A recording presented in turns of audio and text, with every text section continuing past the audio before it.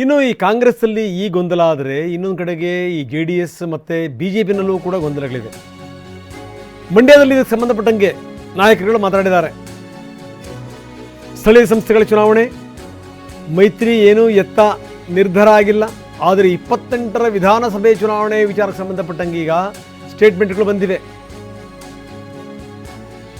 ಮಂಡ್ಯದಲ್ಲಿ 3 ಕ್ಷೇತ್ರ ಬಿಟ್ಕೊಡ್ಬೇಕು ಅಂತ ನಾಯಕರುಗಳು ಮಾತಾಡಿದ್ದಾರೆ, ಇನ್ಕ್ಲೂಡಿಂಗ್ KR ಪೇಟೆ.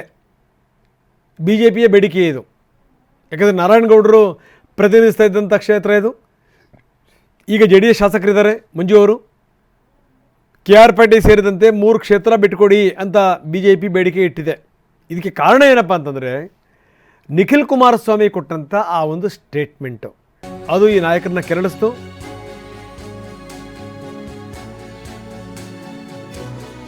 HD ಮಂಜು ಅವ್ರನ್ನ ಗೆಲ್ಲಿಸಿ ಅಂತ ನಿಖಿಲ್ ಕುಮಾರಸ್ವಾಮಿ ಹೇಳಿದರು. ಅದಕ್ಕೆ BJP ಖಡಕ್ ವಾರ್ನಿಂಗ್ ಕೊಟ್ಟಿದೆ. ನಿಮಗೆ ಅಧಿಕಾರವನ್ನು ಕೊಟ್ಟಿಲ್ಲ ಅಭ್ಯರ್ಥಿ ಘೋಷಣೆ ಮಾಡಲಿಕ್ಕೆ.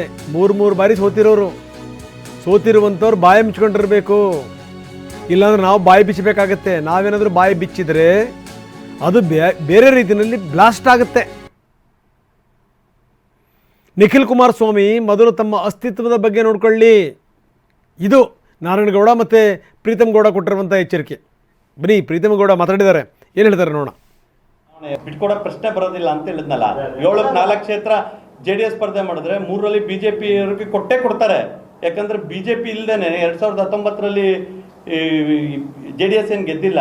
2024ರಲ್ಲಿ BJP ಸಹಾಯದಿಂದನೇ ಗೆದ್ದಿರೋದು. ಅದೇ 2018ರಲ್ಲಿ 7 ವಿಧಾನಸಭಾ ಕ್ಷೇತ್ರ JDS ಗೆದ್ದಿತ್ತು. 2023ರಲ್ಲಿ 1 ಕ್ಷೇತ್ರಕ್ಕೆ ಬಂದಿದೆ. ಯಾಕೆ ಅಂತ ಹೇಳಿ ಚರ್ಚೆ ಮಾಡ್ತಿದ್ದಾರಲ್ಲ ಜನಸಾಮಾನ್ಯರು.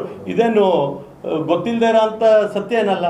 BJP ಬೆಳೆದಿರೋ ಕಾರಣಕ್ಕೆ JDS ಕುಗ್ಗಿರೋ ಅಂಥದ್ದು. JDS 7 ಕ್ಷೇತ್ರದಲ್ಲಿ ಗೆಲ್ಲಬೇಕು ಅಂತ ಹೇಳಿದ್ರೆ BJP ಸಹಾಯ ಬೇಕು. ಹಂಗಂತ ಅಷ್ಟೊಂದು ದಾರ ಎರೆಯೋದಕ್ಕಾಗಲ್ಲ. ಕೊಡು ತಗೊಳ್ಳೋದನ್ನು ಹಾಗೆ ಆಗುತ್ತೆ. ರಾಜ್ಯ ಮಟ್ಟದಲ್ಲಾಗುತ್ತೆ, ರಾಷ್ಟ್ರೀಯ ಮಟ್ಟದಲ್ಲಾಗುತ್ತೆ. 7ಕ್ಕೆ 4 ಅವ್ರಿಗೋ, 3 ನಮಗೋ, 4 ನಮಗೋ, ಅವ್ರಿಗೆ 3, 5, 2 ಅದನ್ನು ರಾಷ್ಟ್ರೀಯ ನಾಯಕರು ತೀರ್ಮಾನ ಮಾಡ್ತಾರೆ. ಆದರೆ ಭಾರತೀಯ ಜನತಾ ಪಾರ್ಟಿ ಇಲ್ಲದೆ ಮಂಡ್ಯದಲ್ಲಿ NDA ಪೂರ ಒಂದು ಪಕ್ಷಕ್ಕಿದೆ ಅನ್ನೋಂಥದ್ದು ಯಾವುದೇ ಕಾರಣಕ್ಕೂ ಸತ್ಯ ಇಲ್ಲ. ಇದನ್ನು 2 ಪಾರ್ಟಿಯವರು ಅರ್ಥ ಮಾಡ್ಕೊಂಡು ನಾವು ಕೆಲಸ ಮಾಡ್ಕೊಂಡು ಹೋಗ್ತೀವಿ. ಅದರಲ್ಲಿ ಯಾವುದೇ ಅನುಮಾನ ಬೇಡ. ಕಾರ್ಯಕರ್ತರು ಕೇಳಿದರೆ ನನ್ನ ವೈಯಕ್ತಿಕವಾಗಿ ನಾನು ಅವ್ರಿಗೆ ಸಲಹೆ ಕೊಟ್ಟಿದ್ದೀನಿ. ನಮ್ಮ ಕಾರ್ಯಕರ್ತರಿಗೆ ಶ್ರಮ ಕೆಲಸ ಮಾಡಬೇಕು, ಎಲ್ರಿಗೂ ಅವಕಾಶ ಸಿಗಬೇಕು. ನೀವೆಲ್ಲರೂ ಸೇರಿ ಗಟ್ಟಿಯಾಗಿ ಚುನಾವಣೆಯನ್ನು ಮಾಡಿ